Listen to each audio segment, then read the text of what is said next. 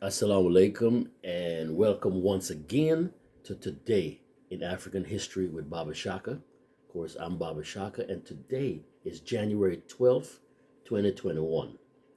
And it was on this day back in 1965 that we lost one of our ancestors, one of the brightest lights in literature. And I'm not saying the brightest light in black literature or the brightest light in African American literature or even American literature. I'm talking saying she was one of the brightest lights in literature, period.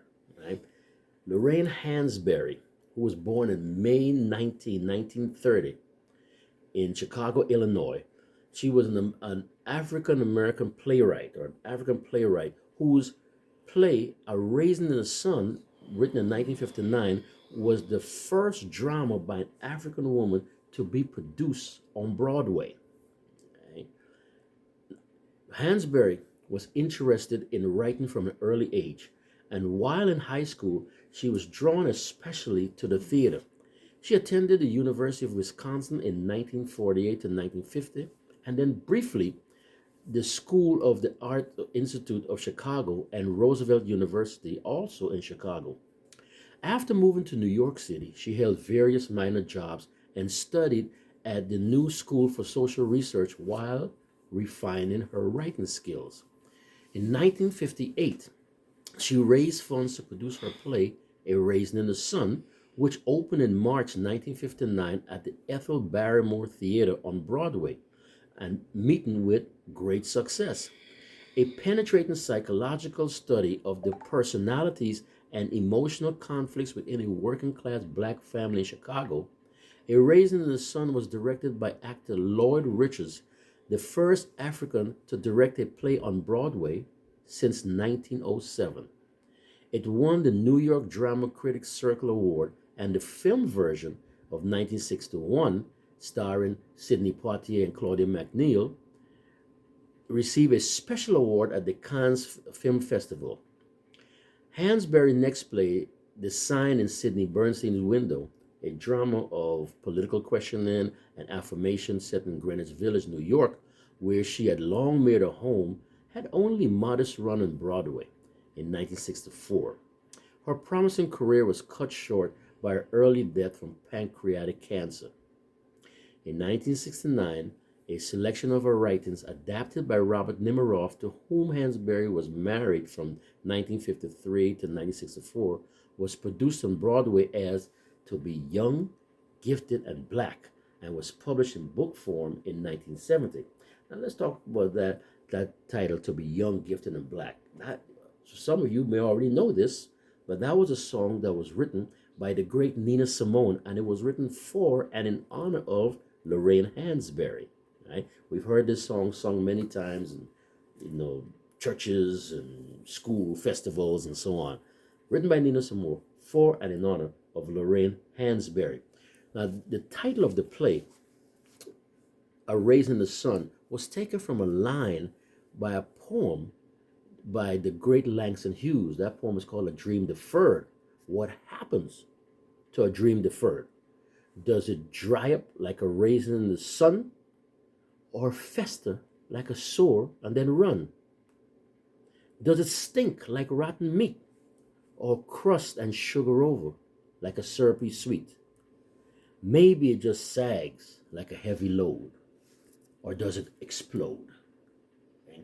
Now, there's a couple things about that play and the movie version. There were three movie versions that were made from A Raisin in the Sun. Of course, the first one was 1961, as I mentioned before, starring Sidney Poitier and Claudia McNeil.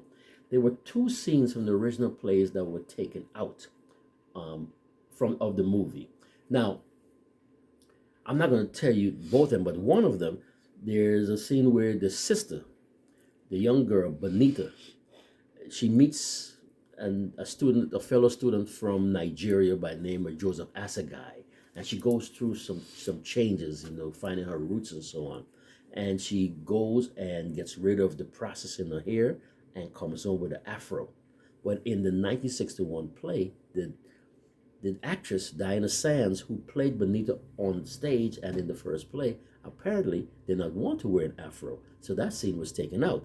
But in the second movie version, I think done sometime in the 90s, starring Danny Glover and Esther Roll, the actress in that play said, "Hey, I'm going for it." So that scene and another one was put back in. So we see Benita with the afro. And of course, the latest version was done sometime in the mid 2000s, starring Sean P. Diddy Combs and Felicia Rashad. And the actress playing Benita at that time was Sanaa Lathan, and then she wore the afro. So I suggest, if you have not read the play, if you have not seen any of the versions of the three versions of the movie, Sidney Poitier, Danny Glover, Sean P. Diddy Combs, I like them all. Right? But I said, find one and take a look at it and really get a chance to see the talent of this great young woman, Lorraine Hansberry. You know. Also, I'd like to mention that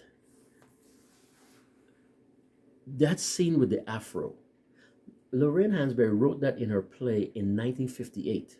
The afro did not come into vogue or in style until sometime in the late 1960s, maybe 1968 on forward. So she was like about 10 years ahead of her time. We're talking about reaching back to our roots and going natural, getting rid of the chemicals in the hair and showing the beauty of the African hair. I thought, that was so powerful for me. I don't know about you, but for me, I think that was so powerful, especially the time that it was written. So I recommend that you read the play or check out one of the movie versions. Okay.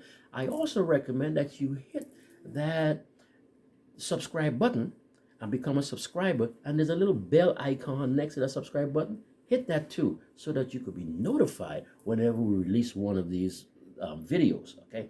So until tomorrow, this is Baba Shaka with Today in African History. I forgot to mention, today in January 12th, 1965 was when we lost Miss Hansberry. January 12th, 1965. So again, until tomorrow, this is Baba Shaka with Today in African History. Masalam.